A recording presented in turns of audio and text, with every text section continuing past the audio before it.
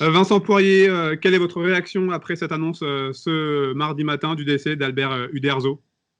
Eh ben, ça n'a pas été c'était le truc de trop, parce que j'ai envie de dire, hein. Le ciel qui tombe sur la tête, c'était pas une très bonne nouvelle. On s'y attendait presque. Ça faisait quelque temps qu'on parlait d'une santé effectivement un peu moins bonne, mais c'est vrai que là, c'est un des plus grands auteurs de l'histoire de la bande dessinée. C'est le héros de bande dessinée Astérix le plus traduit au monde. Donc enfin, voilà, c'est, c'est, c'est un jour historique, malheureusement, pour des mauvaises raisons. Son empreinte dans le monde de la bande dessinée est immense. Qu'est-ce que vous gardez de son héritage?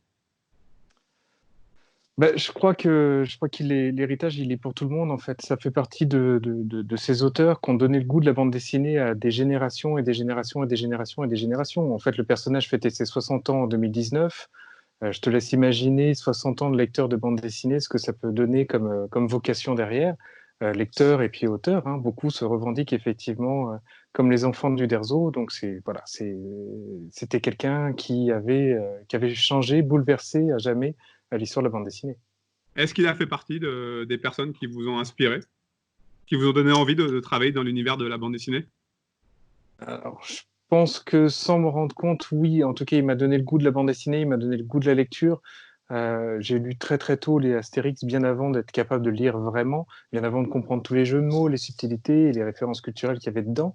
Mais par contre, il y avait un tel génie, j'ai envie de dire, dans son dessin, dans sa façon de concevoir la narration, qui était extrêmement novatrice, dans le côté très, très doux de l'ancrage, tout au pinceau, cette façon de concevoir les décors. Il y avait une modernité incroyable, hein. Il avait réinventé la narration graphique.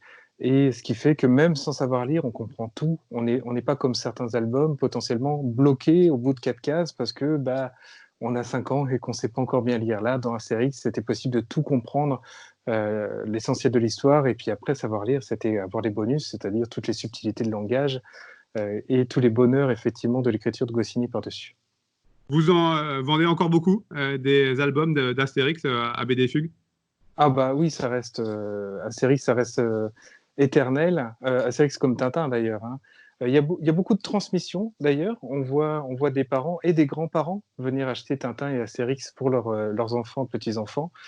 Donc ça, c'est formidable, effectivement, cette notion de transmettre, surtout quand on se rend compte que finalement, ça devient intemporel. C'est pas daté. Alors, qui plus est, Astérix, j'ai envie de dire, c'est à l'époque des Gaulois.